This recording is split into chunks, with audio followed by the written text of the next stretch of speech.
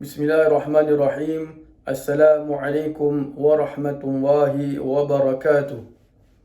Alhamdulillah. Alhamdulillahillazi hadana lihaza wama kunna linahtadiya laula an hadana Allah.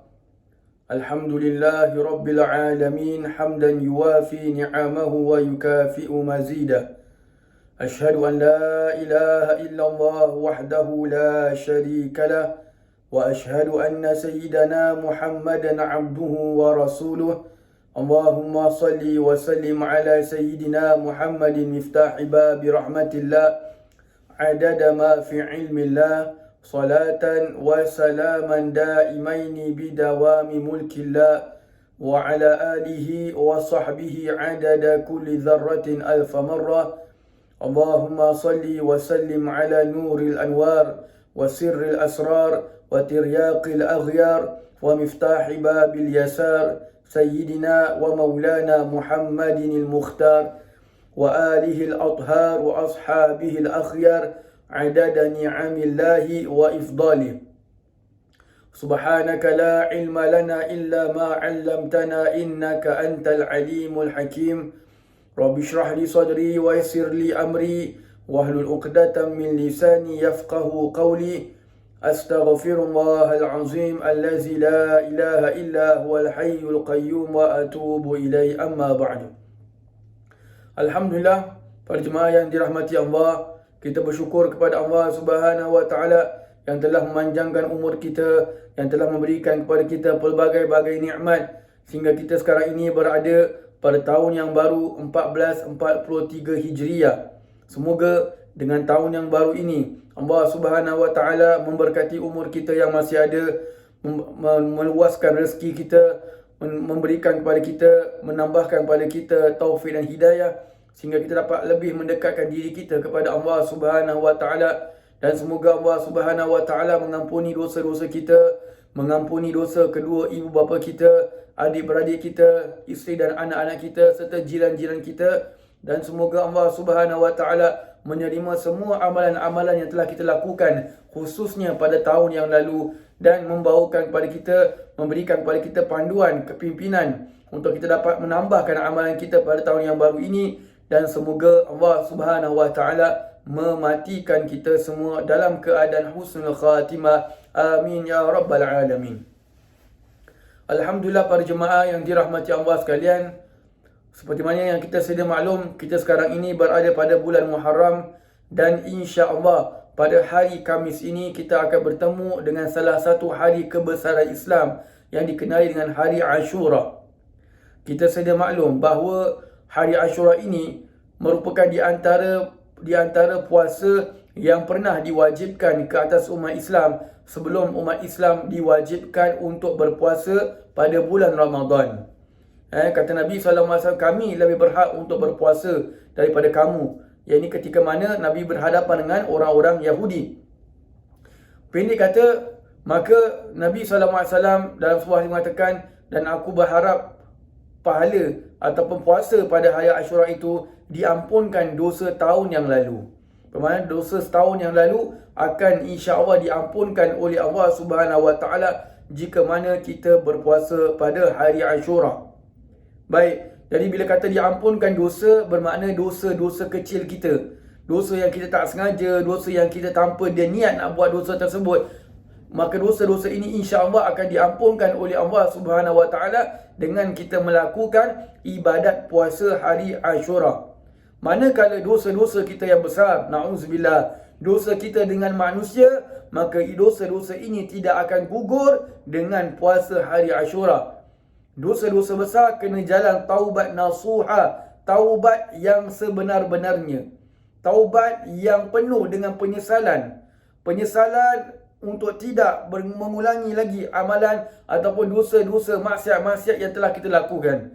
Kalau dia terbuat lagi, taubat lagi, maka dosa yang macam dosa-dosa besar itu hanya dapat digugurkan dengan taubat nasuha, taubat yang sebenar-benarnya. Manakala dosa dengan manusia, maka kita kena minta maaf dengan manusia itu sendiri.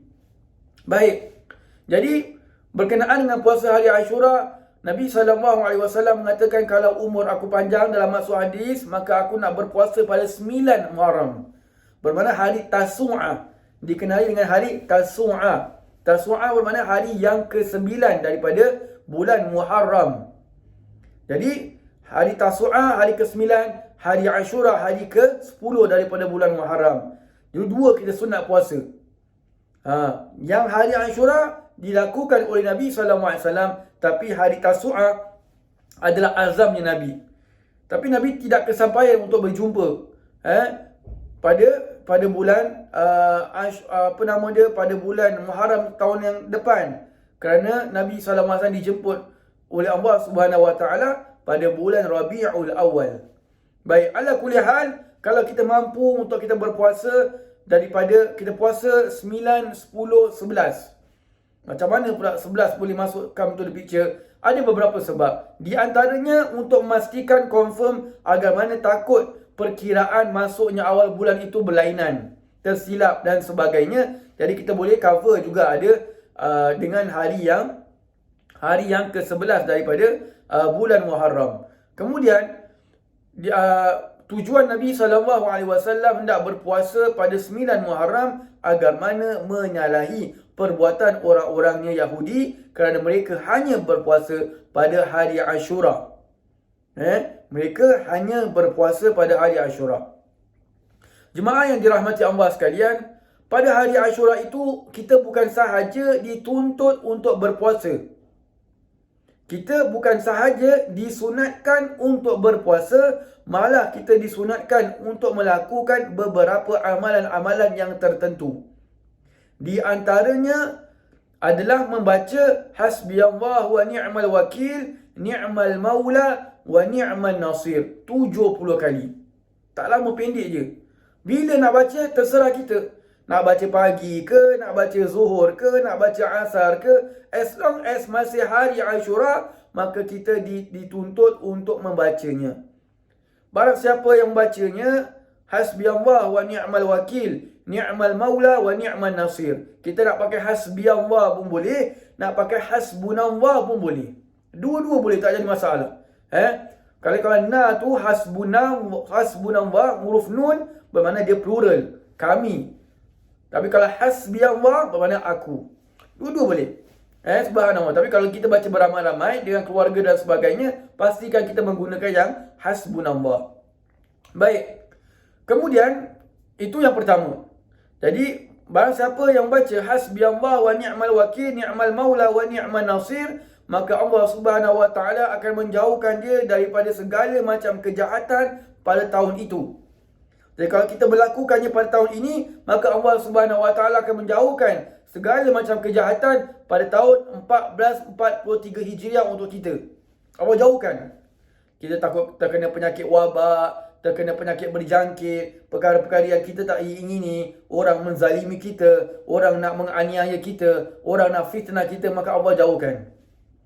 Hasbiyallah wa ni'mal wakil, ni'mal maula wa ni'mal nasir. Subhanallah. Baik. Jadi itu yang kedua. Amalan pertama, berpuasa. Amalan yang kedua adalah baca hasbiyallah wa ni'mal wakil, ni'mal maula wa ni'mal nasir 70 kali. Baik. Bagi orang yang berpuasa, contoh pada hari Ashura ini, alhamdulillah hari Ashura ini bertepatan pada hari Khamis. Kalau kita ikut kalender sekarang kita ini, dia bertepatan berlaku pada hari Khamis ini. Maka kita boleh puasa hari Rabu dan juga puasa hari Khamis, berserta kita bila puasa hari Khamis itu kita boleh niat sekali. Niat apa? Saja aku puasa hari Ashura bersama dengan puasa sunat Khamis. Puasa hari Khamis. Maka dua-dua insya-Allah dapat pahala. Dapat diberikan oleh Allah Subhanahu Wa Taala ganjaran bagi orang yang melakukannya. Yang penting kita buat. Jangan nak duk bahaskan ni tak adalah, mana ada sah. Ini kan ibadat lain kan. Puasa-puasalah. Kenapa nak ada dua ibadat pula? Kita duk bayangkan, kita duk bandingkan, bercelaru, berselisih sana, berselisih sini, akhirnya tak buat. Lagi teruk. Tu lagi teruk. Baik. Jadi itu yang kedua. Yang ketiga, meluaskan rezeki, meluaskan nafkah untuk keluarga. meluaskan pemberian nafkah kepada keluarga. Isteri kita, anak-anak kita, orang yang tinggal serumah dengan kita. Contoh kita kalau kadang tinggal dengan mertua ke, atau kita ada pembantu kat rumah, atau kita panggil maid atau helper dan sebagainya, kita beri mereka sedikit. Isteri kita memang kita beli tiap-tiap bulan. Contoh sebulan sekali kita akan beri dia contoh 400. Hari tu hari Ashura kita kasih $50. Isteri saya inginkan apa bang? Hari Ashura. Anak-anak kita berikan mereka sedikit duit. Begitu juga dengan helper kita. Subhanallah, barang siapa yang meluaskan rezekinya, memberikan pemberian ekstra pada hari Ashura untuk ahli keluarganya secara khusus, maka Allah Subhanahu Wa Taala menjamin rezekinya sepanjang tahun. Allah jamin rezekinya sepanjang tahun. Memang rezeki kita tu Allah jamin. Confirm. Pasal Allah yang memberikan rezeki. Tidak ada yang memberikan rezeki selain daripada Allah. Cuma terkadang rezeki yang Allah beri itu ada perantaraannya, ada yang Allah berikan secara direct. Yang perantaraan tu yang kita nampak selalu. Yang kita panggil duit, yang kita panggil baju, yang kita panggil songkok, yang kaum ibu tu yang kita panggil rantai yang lilit kat leher ni, yang gelang dekat kita punya pergelangan tangan sampai ke bahu. Contohlah kalau sampai bahu, suka betul dengan emas, tak salah, subhanallah. Dia mungkin nak gunakan firman Allah, wa amma bi ni'mati rabbika fahaddis. Adapun nikmat Tuhan kamu, maka hendaklah kamu tunjukkan. Subhanallah. Tapi kalau dah sampai to that extent menyombong diri, maka buanglah. Turunkanlah, pakai satu cukup. Yang tak mampu tu lilitlah pakai rantai apa, asal jangan pakai rantai motor suami sudah. Jadi kita ni nakkan pemberian daripada Allah SWT. Ini namanya rezeki yang Allah beri melalui perantaraan. Ada rezeki yang Allah beri, dia tak melalui perantaraan, terus Allah beri. Ada ke? Ada. Kita punya kesihatan siapa beri? Allah Subhanahu Wa Taala. Panggil satu dunia punya doktor pun, kalau Allah tak izinkan untuk dia berubat, untuk dia sembuh, dia tak akan sembuh. Kerana yang memberikan kesihatan itu Allah. Yang berikan nyawa siapa? Allah. Yang berikan ilmu siapa? Allah. Yang berikan kita dapat mempelajari ilmu, dapat beramal siapa? Allah. Ini semua rezeki yang Allah beri, tak ada perantaraan. Terkadang kita buat amalan ni untuk murah rezeki, Allah murahkan rezeki kita dengan melalui senang untuk lakukan ibadat. Senang untuk tahajud, senang untuk nangis pada Allah, senang untuk baca Al-Quran, senang untuk selawat, senang dengan cerita-cerita tentang sahabat Nabi SAW. Subhanallah, itu rezeki. Rezeki yang Allah beri melalui perantaraan itu lebih mulia, jauh lebih mulia daripada rezeki yang Allah beri melalui perantaraan. Termasuk juga rezeki berupa keluarga yang soleh, keluarga yang mawaddah, yang sakinah, anak-anak yang soleh dan solehah. Ini adalah rezeki. Kalau nak bandingkan rezeki anak-anak yang soleh dan solehah dengan rezeki duit, maka rezeki anak-anak soleh ini jauh lebih mulia daripada rezeki duit kita. Harta kita tak ada harganya, tak ada bergunanya. Kalau kita dah ada anak, kita ada kekayaan, tapi anak kita anak yang ingkar dengan kita, derhaka dengan kita, na'udzubillah. Semoga Allah Subhanahu Wa Taala pelihara keluarga kita semua, amin ya rabbal alamin. Tapi walaupun kita ini, maaf kata, hidup dalam keadaan sederhana, mungkin gaji kita di bawah gaji orang biasa diberikan atau dibayar, tapi keluarga kita, setiap kali kita memandang isteri kita, memandang anak-anak kita, kita setenang. Bagaimana soleh mereka, jaga semayang, doakan kita, selalu menghormati kita, selalu concern tentang kita. Walaupun kita hidup sederhana, tapi mereka ini akan membuat kita seolah-olah kita ni adalah raja dalam dunia ni. Tenang. Subhanallah. Allah berikan seperti itu. Maka rezeki itu lebih mahal. Jadi sebab tu Allah SWT janjikan, mengajarkan kita doa agar mana dapat keluarga yang baik. Rabbana hablana min azwajina wa zurriyatina qurrata a'yun waj'alna lil muttaqina imama. Subhanallah, ni antara doa yang Allah ajar. Jadi ni berkenaan dengan rezeki. Jadi siapa yang meluaskan pemberiannya pada hari Ashura, khususnya bil khusus keluarganya, maka Allah SWT menambahkan rezekinya pada tahun itu.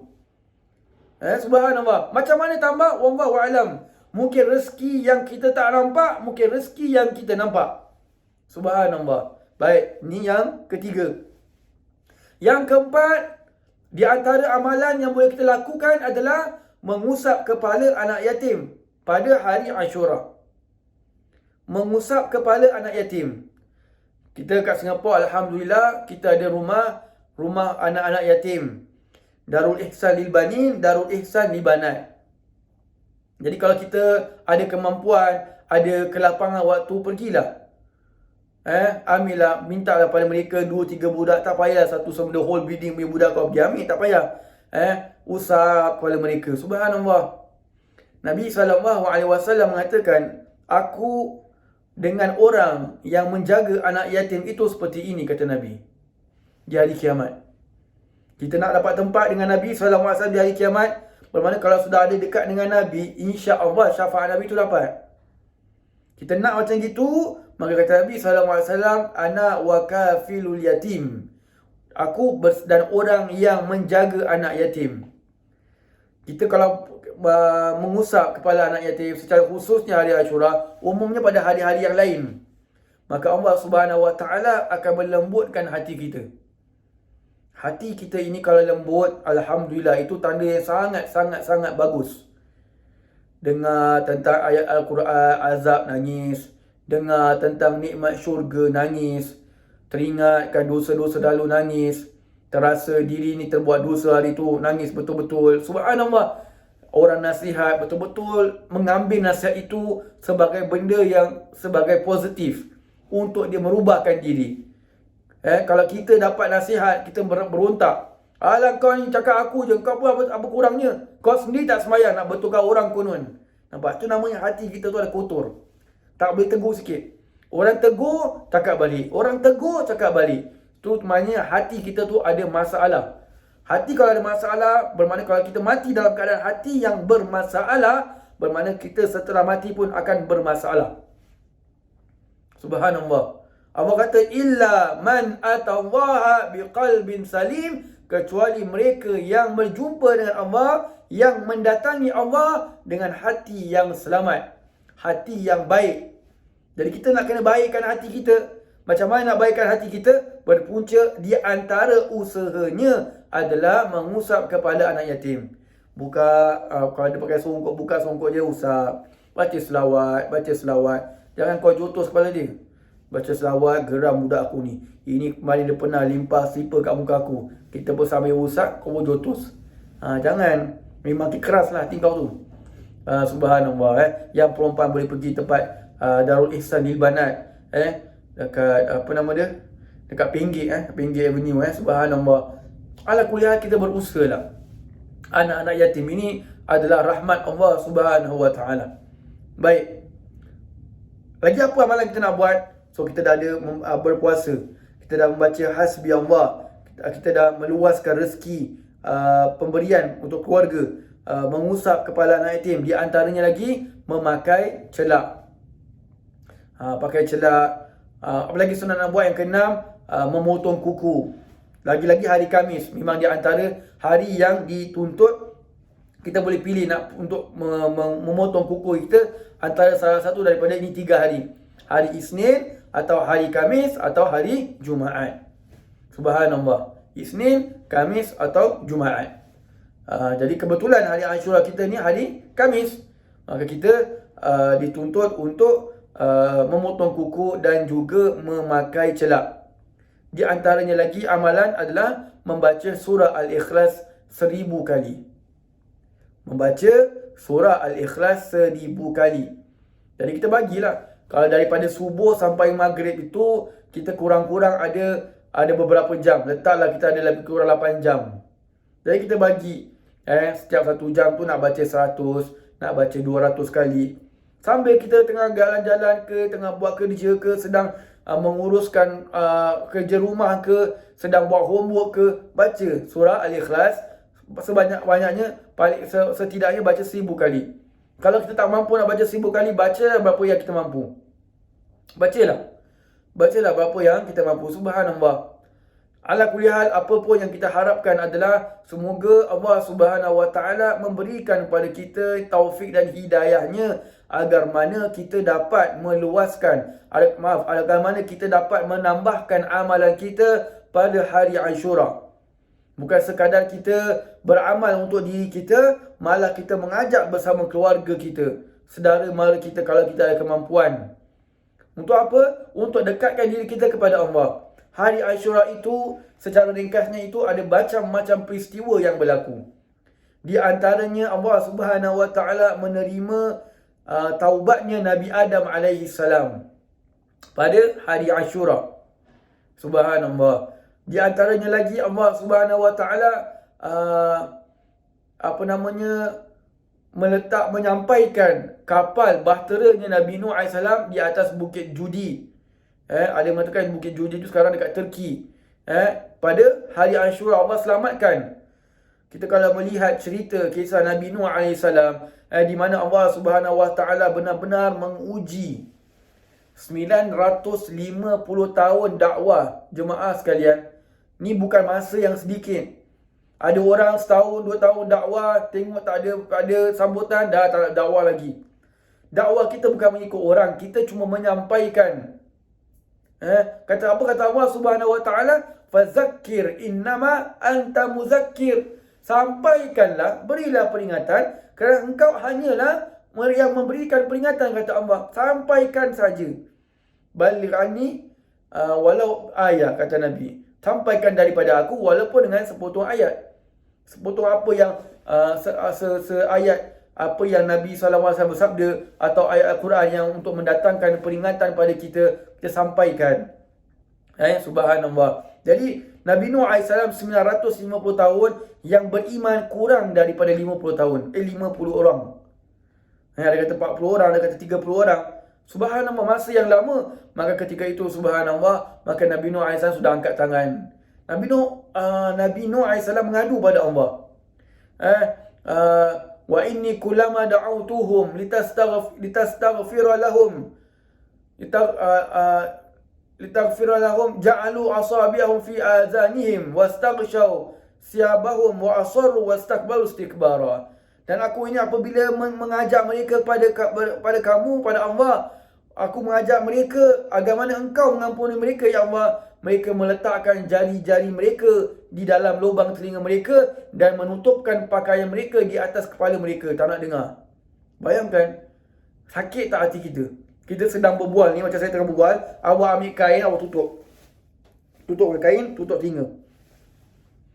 Kalau kita kena buat apa? Aku mau sodok ni orang. Kau hajar betul. Nabi Nuh AS berdepan dengan orang macam gini 950 tahun. Subhanallah. Bayangkan tahap kesabarannya Nabi Nuh AS. Dah 950 tahun sampai limit. Subhanallah. Maka akhirnya jadilah apa yang kita tahu. Allah Subhanahu Wa Taala menghantar banjir. Allah kata, wahai bumi keluarkanlah air, wahai langit turunkanlah air. Bumi keluar air, atas keluar air. Sehingga banjirnya itu sampai setinggi Gunung Everest. Kita bayangkan. Pasal saintis mengatakan puncak Gunung Everest itu pernah kena air. Macam ada bekas air. Subhanallah. Sadaqallahul azim. Jadi peristiwa tersebut itu berakhir dengan setelah beberapa bulan. Di atas tak silap saya bermulanya banjir itu daripada bulan Rejab sampailah pada bulan Muharram. Bayangkan berapa lama tu. Di atas lautan ombak azab. Ni bukan ombak laut, ni ombak azab. Banjir azab. Subhanallah. Rejab, Sya'ban, Ramadan, Zulkaidah, Syawal, Zulkaidah, Zulhijjah, Muharram. Lebih kurang 6 bulan. 6 bulan di atas banjir yang azab. Maka banjir itu berakhir apabila kapal itu berlabuh di atas bukit yang dinamakan sebagai Bukit Judi. Baik. Kemudian, apa lagi peristiwa yang berlaku? Peristiwa di mana Allah Subhanahu Wa Taala menyelamatkan Nabi Musa alaihi salam dan juga puak Bani Israel selamat untuk menyeberang Laut Merah. Ketika itu Firaun mengejar orang-orang Bani Israel dan juga Nabi Musa AS, sampailah mereka itu stuck di hadapan Laut Merah ni. Ini kat depan ni laut ni. Subhanallah. Jadi orang-orang Bani Israel ni dah resah. Dia kata, Musa, mana Tuhan kamu ni? Kita nak macam mana ni, mati kita. Menyesal kita ikut kamu. Nampak Bani Israel ni? Memang mereka dah macam gitulah. Orang Yahudi ketika itulah. Jadi sampai maka Allah SWT memberikan pada Nabi Musa AS, menyuruh pada Nabi Musa untuk mengetuk tongkat Nabi Musa AS pada lautan merah itu. Maka lautan merah itu terbelah. Terbelah lautan merah ini bukan macam kita tahu terbelah dua. Ia terbelah 12 lorong. Satu kali punya ketuk 12 lorong buka. Kenapa 12 lorong? Pasal orang Yahudi ketika itu, puak Bani Israel ketika itu, dia ada 12 puak. 12 macam puak. Ini satu puak dengan satu puak yang lain tak pernah ngam. Dia dengan dia tak ngam. Dia limpah dia ni slipper, dia ni limpah dia ni pisang. Dia ni limpah dia ni ikan, dia ni limpah dia ni tulang. Macam itulah. Faham lah. Macam cerita apa namanya? Masa-masa manis. Subhanallah. Jadi tak berlangam. Maka Allah Subhanahu Wa Taala tahu. Allah memang Maha mengetahui. Maka Allah bukakan 12 lorong. 12 lane lah. 12 lane. Ini puak ni lalu lane sini, ini lalu lane sini, ini lalu lane sini. Ni 12 puak Yahudi balik kepada anak-anaknya Nabi Yaqub alaihissalam. Nabi Yaqub ada 12 anak. 10 adik-beradik satu mak. Satu balik, lagi 2 ni adik-beradik satu mak lain. Yang 2 balik satu mak ni Nabi Yusuf dan adiknya. Yang 10 ni abang-abangnya Nabi Yusuf alaihissalam. Subhanallah. Semberanglah mereka, maka mereka itu selamat. Allah selamatkan mereka dan menenggelamkan Firaun pada hari Ashura. Ketika itu sudah hampir waktu malam, waktu maghrib. Sampai ketika mereka berhadapan dengan Lautan Merah itu. Panjanglah kalau kita nak cerita tentang Nabi Musa AS. Dah sampai sana pula, ini Bani Israel buat PA lagi. Apa PA tu? Tu kita sambung lain tahun lah. Tu lain musim kita sambung nanti. Subhanallah. Itu di antara perkara yang berlaku, peristiwa yang berlaku pada hari Ashura. Jadi sebab tu orang-orang Yahudi puasa. Pasal cerita ni lah. Maka kata Nabi SAW, kami lebih berhak berpuasa daripada kamu. Maknanya apa? Kami lagi patut puasa daripada kamu. Pasal itu kami. Memang Nabi Musa AS diutus kepada kaum Bani Israel. Tapi kita sebagai umat Islam mengakui semua Nabi-Nabi itu sebagai Nabi. Jadi maknanya Nabi-Nabi itu adalah beragama Islam. Secara tidak langsungnya lah. Walaupun agama dahulu itu dinamakan sebagai agama Tauhid. Nama Islam itu dipinjamkan, diberikan pada umat Nabi SAW sahaja. Umat lain tak ada. Tauhid. Mentauhidkan Allah, tu je agama mereka. Mengesakan Allah. Baik. Jadi kita dengar macam-macam tadi peristiwa-peristiwa yang berlaku Nabi Nuh AS dan Nabi Musa AS. Ini dua cerita ni yang masyhur lah. Yang masyhur lagi. Baik. Cuma di antara cerita-cerita peristiwa-peristiwa yang berlaku pada hari Ashura, ada satu peristiwa yang sangat-sangat menyayat hati umat Islam. Ia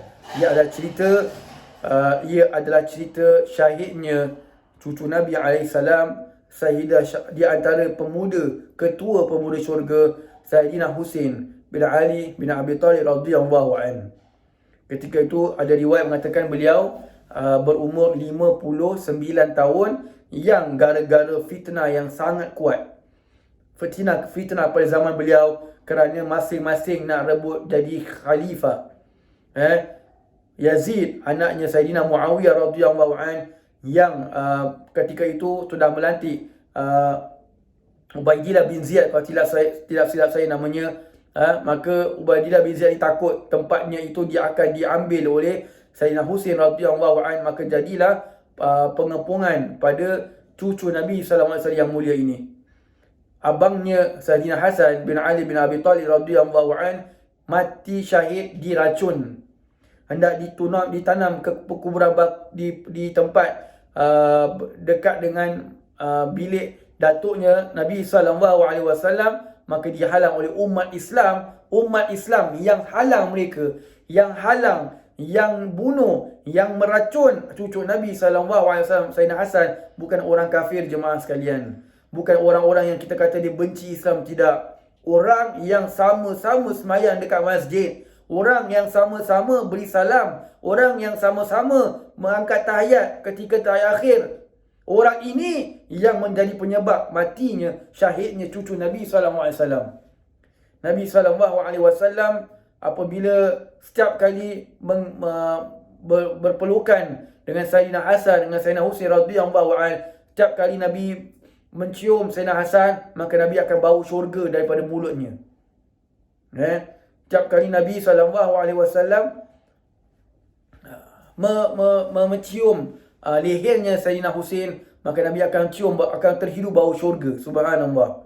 Nabi tahu ini yang orang bilang. Nabi tahu bahawa cucu Nabi SAW, Sayyidina Hasan ini, Sayyidina Husain dan Sayyidina Hasan akan dizalimi oleh orang-orang Islam. Itu yang lebih menyayatkan hati. Kalau yang menyayatkan itu orang kafir, itu yang membunuh itu orang kafir, memang kita kata memanglah pasal dia agama tu kafir, dia memang benci dengan Islam, memang dia buat macam gitu. Tapi yang buat ini adalah orang Islam, jemaah sekalian. Orang yang sama-sama mengucap, yang mengakui Nabi SAW itu sebagai datuk mereka. Tapi hari itu mereka menjadikan cucu Nabi SAW ketika itu berumur 59 tahun, syahid di Karbala. Subhanallah. Panjang ceritanya lah kalau kita nak uraikan tentang syahidnya cucu Nabi SAW yang mulia ini. Cuma kita dalam keadaan, walaupun kita tahu bahawa hari Ashura itu adalah hari kegembiraan, kita jangan lupakan kisah yang menyayat hati bahawa cucu Nabi SAW yang mulia juga syahid pada hari Ashura.